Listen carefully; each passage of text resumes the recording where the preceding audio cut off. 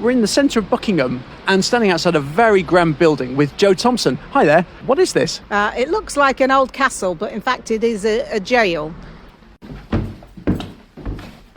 The museum is basically a timeline of Buckingham. Most of the displays were either found locally by people such as metal detectorists or were donated by the people of Buckingham when the museum first opened in 1993. So we're just walking through big bones and tusks. Yes, in the Jurassic period, Buckingham was underwater. So we have a display of fossils and dinosaur bones. We also, opposite, have a Roman display with pottery, coins and mosaics. But we don't think Buckingham was a big Roman settlement. Romans were more in Foscot and Thornborough. And those are two villages nearby. Yes. So really, Buckingham was an Anglo-Saxon settlement. So Ham means settlement, so Buckingham, the place of Booker's people.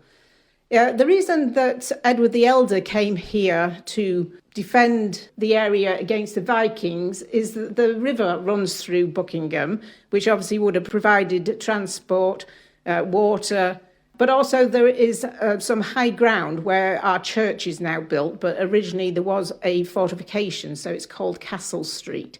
Yes, and so you've got a map on the wall, and you can see a big bend in the river with the hill in the middle. Yes, this area was fortified, and so it was a bit of a dividing line between the Anglo-Saxons and the Vikings. So we do have some display of Viking memorabilia as well, including a Viking brooch from where we're standing. The actual town motif, the swan on our flag, was a Viking chieftain's motif. So the swan is Viking. We do have a swan that you see when you first approach on the old town hall, and it is actually a weather vane. So when the swan is looking at us, the weather's going to be good, but when it turns its back, then the weather is going to be bad. So today, where it's raining outside, so I'm sure the swan is not facing the town at the moment. So we're walking into another room with some coins and a gentleman in the corner. Yeah, so Edward the Elder created the shires. So Buckingham, Buckinghamshire. Buckingham was the county town. That meant that you were entitled to have a market and a mint. So we have a mannequin of a coin maker called Leifric, and this is a representation of the real man, Leifric, who made coins in Buckingham. We have on loan from Discover Books, the Aylesbury Museum, part of the Lembra hoard, and part of those are actual coins made by Leifric. So this hoard, it was found about 2014, and it's a big load of silver coins found in a village nearby. Yes, so that is treasure, 5,248 silver pennies. So it was worth a lot of money. If you find treasure, you cannot claim it as yours until you have asked an organisation called Flow, who would determine whether it is of great monetary or historical value for the country. But these are all silver coins, and then there's something opposite. Yes, we have a Richard III gold half angel. There are only 7 of these found in the country, and we are the only one with it on public display. So please come along and do have a look. It is a very rare find. It was found by a local metal detectorist called Dave, and obviously the exact location of where it's found has to be kept under wraps. So, all right, I know about pounds, shillings and pence, but I've never heard of an angel. We do have a display that tells you what medieval coins were like. So there was the angel and the half angel, silver coins such as the groat, the half groat, the penny and the half penny. So we could maybe speculate that when Richard III was here hunting with his hawks, that either himself or one of his entourage dropped the half angel that we found centuries later. As you may know, Richard III was helped to the throne by the Duke of Buckingham. We're talking about a transitional period, aren't we, in time? We've gone from the medieval period. Yes, our next part of the display is what we call the Tudor display. We're particularly proud to own a crucifix which was said to have been given to the town of Buckingham by Catherine of Aragon. It's now displayed in an ornate Victorian casing. Catherine of Aragon came to Buckingham when Henry VIII was off gallivanting in France, trying to expand his empire. But the Scots took that as a good opportunity to invade. So Catherine of Aragon sent half the English army up to fight the Scots, and the second half of the army, she came here, stayed at Castle House and stationed the about 4,000 men. So I'm sure the town of Buckingham would have had great difficulty trying to feed 4,000 men. But while she was here, she did receive the news of the defeat of the Scots at the Battle of Flodden. So she was very grateful to the town of Buckingham. And she left something behind, as well as this cross. She also left a skill behind. Yes, said that Catherine of Aragon brought lace making to Buckingham. It is a particular type of lace called Buck's lace or Point d'Angleterre, and it is of a Flemish style. So there's a great lace making tradition in the town, and we have displays of several pieces of lace throughout the museum. Right, so in this new room, we're into the Civil War.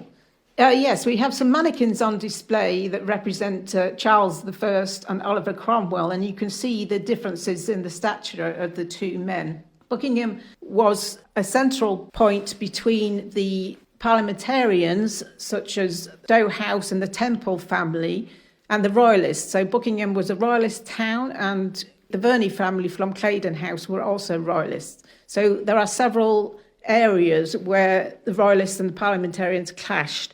In particular, you can still see bullet holes in the church door at Hillsdon from the siege of Hillsdon. If you imagine we've just come from Stowe, which was parliamentarian, we're coming to a royalist area, and then when we carry on our walk, we're going to end up at Newport Pagnell, very much a parliamentarian stronghold. Just to say, Buckingham was probably instrumental in Charles I losing the war and also his head. It's said that he also came to Castle House with his generals, and they were keen on him making a decisive move towards London. So he asked for a sign. Unfortunately, the sign they brought him was that Catherine of Aragon had been here in Castle House when the Scots were defeated, and of course he had Scottish heritage. So he did not take that as a good sign. He did not march on London and subsequently lost the war and his head. We then move on to a rural display about 18th century rural life, which is about the time that the original square part of this building was built. Yes, I can see some sheep shears. There's something else, a very long...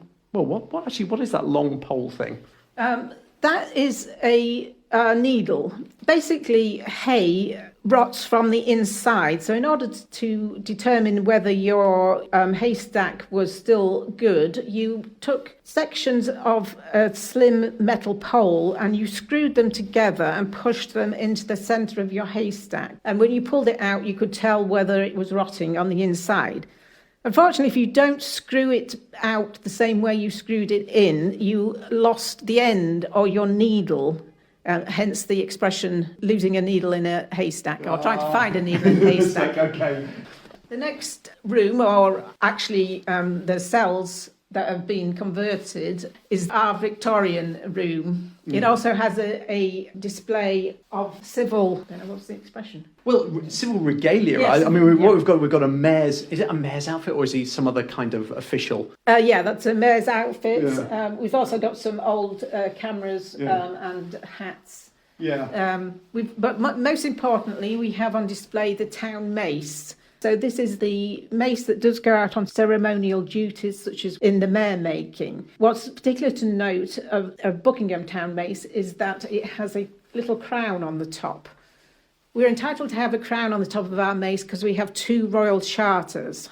So the first royal charter was given to us by Charles II because we were a royalist town that supported his father. And the second one was given to us by Mary Tudor, because we were the second town to support her over Lady Jane Grey when she came to the throne.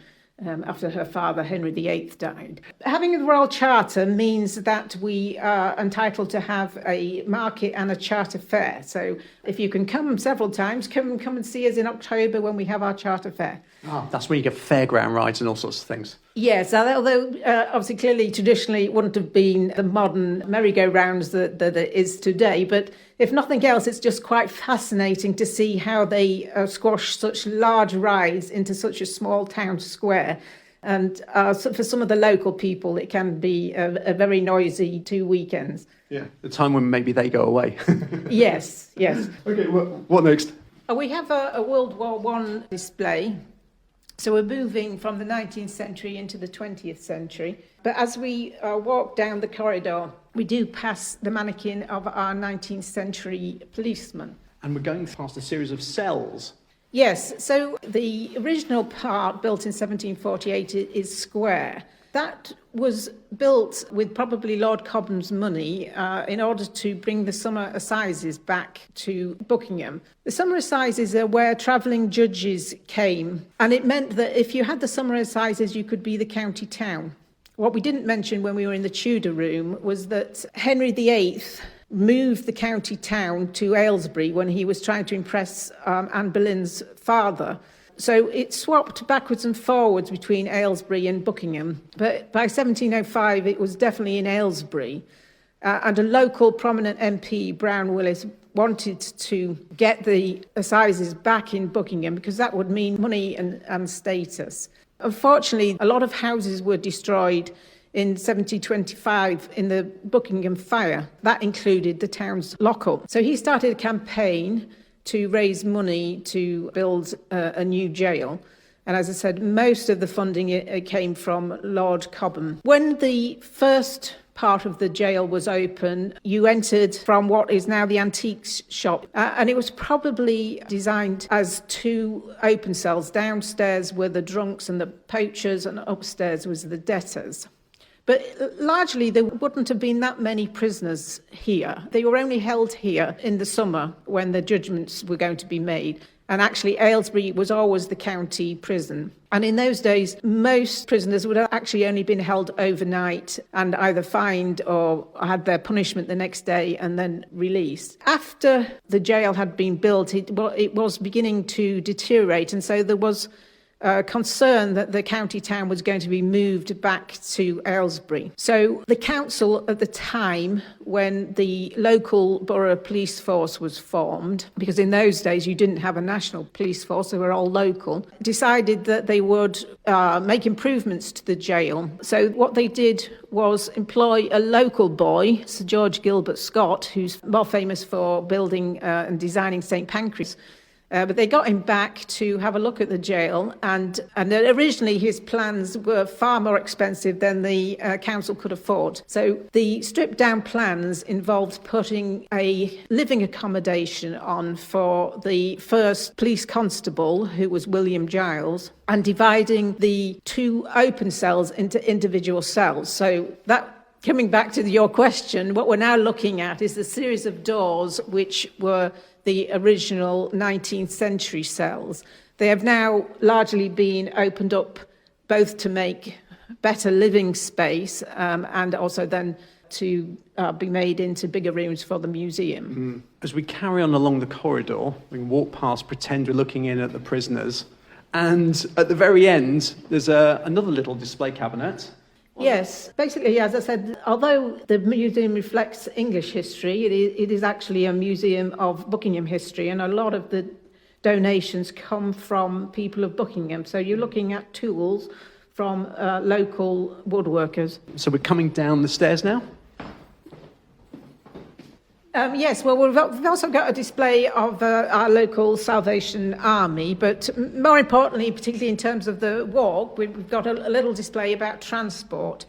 So we have some information about the canal that was in Buckingham. Oh, right, yes. We're going to walk along the route of the canal when we leave Buckingham, heading off towards Stony Stratford. But there's also, you've got a model railway here, but there's no railway in Buckingham, is there? No, there is no more. Unfortunately, the Duke of Buckingham would not allow the main line from London to Birmingham to go through his land, so we only ever had a branch line. It was a branch line that was famous for having signs in English and French. The Temple Grenville family went bankrupt, so when they were no longer in residence, they did rent it out at one point to the Comte de Paris, who would have been in line for the French throne. So obviously when his visitors came from France, we were well known for having in our little station signs in English and French. But unfortunately, because it was only a branch line, it was very easy to close. Actually, there does seem to be something of a theme here. So we've got a canal which we're going to walk along, which was a branch off of the Grand Junction, which is now the Grand Union Canal. You've got a branch line here. And at the same time, we're talking about this toing and froing with Aylesbury being the county town. Aylesbury does have a railway, and it is on a canal. We're quite marginal here, aren't we? Although the county's named after Buckingham, it is actually on the edge. Yes, over the centuries, unfortunately, Buckingham's fortunes have been ups and downs. Yeah. And so now we are only a small market town, but a very historical one. And so I do urge you to stop and have a look round.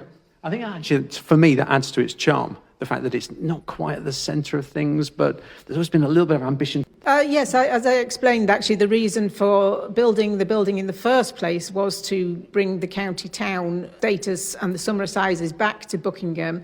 But after another 100 years, the jail was derelict again, and by 1890, it lost its status as a jail. It was merely a lockup. So the county town once again moved back to Aylesbury and it has stayed there.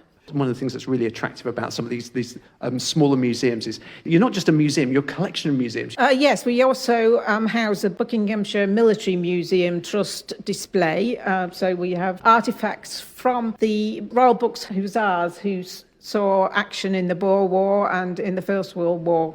Yes. So we are very proud of the men that have served in our military from Buckingham, and do have a map that displays the residences of the First World War soldiers that lost their lives. If you know, during the First World War, often men from the same village or town went into the same battalion, and that unfortunately meant when they were lost in action, a large group of friends that knew each other were lost at the same time. In the Second World War, people from the same area were actually moved to different battalions to stop that kind of tragedy.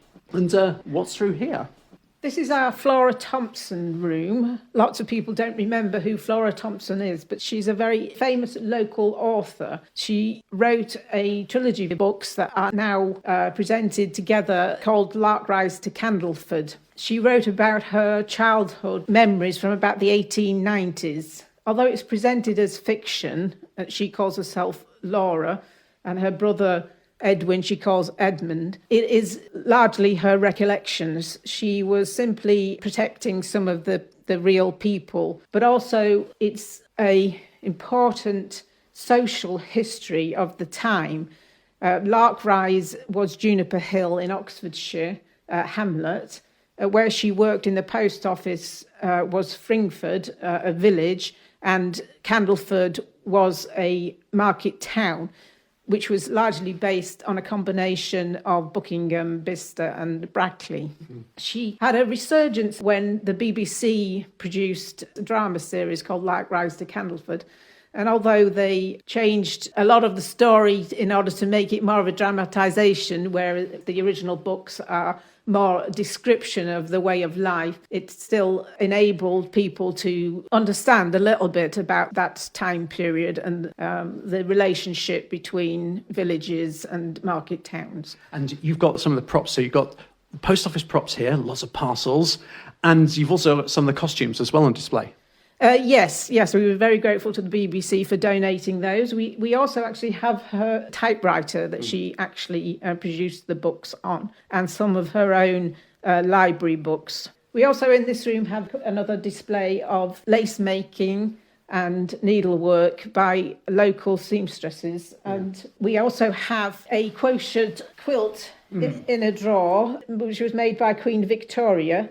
and given to the nursing home, which became the cottage hospital. We also know that actually district nursing originated from the cottage hospital in Buckingham. Right. So that whole practice is something that started here. Ah, okay. So now we've come through to, well, there's a huge open space.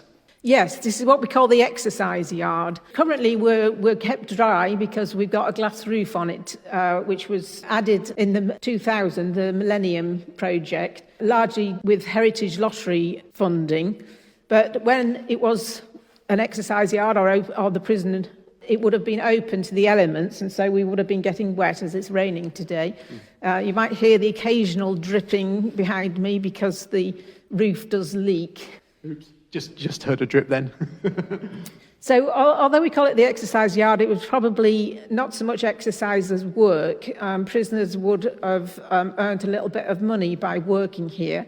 It was a very difficult job they had. Ropes were brought from ships that were covered in tar, and the prisoners had to pull the rope apart to turn it back into smaller strands of rope, hence the term money for old rope. One of those prisoners was particularly entrepreneurial. Yes, he kept pieces of the rope and did manage to get enough rope to actually lasso one of the crenellations that you can see when you come and look at the museum and pull himself up and escape from the prison. So this was built to look like a big imposing prison, and and the crenellations, making it look like a little castle, added to that. But actually, is a bit of its undoing in that case. Yes. Well, we don't know specifically who designed this, but as it was largely built with Lord Cobham's money, if you've been to Stowe, you will recognise that. It looks like some of the temples at Stowe, particularly Stowe Castle, which was obviously a part of the Stowe parkland, but now is a private residence. And also, it was just built to look imposing and like a castle. But some of the additional features that make it more Gothic looking were added by Sir George Gilbert Scott when he added the front. So you mentioned that you had some capital funding from Heritage Lottery Fund, but just day to day, how does this place operate? Well, it's entirely run by volunteers, and so we make income by you visiting, hopefully, and paying your fee to come into the museum. Because we're a charity, we also have a membership, so you can pay a membership fee. We also have grants from the town council. We also rent out parts of the building. I've mentioned the antique shop that's now at the back of the building, but which was the original front. And we also can rent out the exercise yard for gatherings, parties. We do some talks. So it's not difficult to keep the museum running day to day. It is difficult to work out what is going to be the long-term future of such a Grade 2 star listed building when there are large capital projects that need to be done, such as replacing the glass roof. Yeah. The thing that just seems to be a common thing we'll see as we walk on is how important. So this tells the story of Buckingham, but it's telling a much wider story about England, but only because volunteers do the work. Yes, absolutely. There's lots of opportunities should you want to get involved and volunteer. So when you walk through, I think one of the good things to buy, you could buy a copy of Lark Rise to Candleford and learn about life late 19th century as Flora Thompson depicted, or buy a guidebook to the area. How do we find out when you're open? We have a website, and we do have some children's trails to get them involved and to look for certain mice we have around the museum. We also have wheelchair access to the first floor and a virtual museum that would show you the second floor if you want to come and have a look. Well, that's great. Well, look, thank you very much for showing me around. Thank you. Yes, we hope to see you in the future visiting us.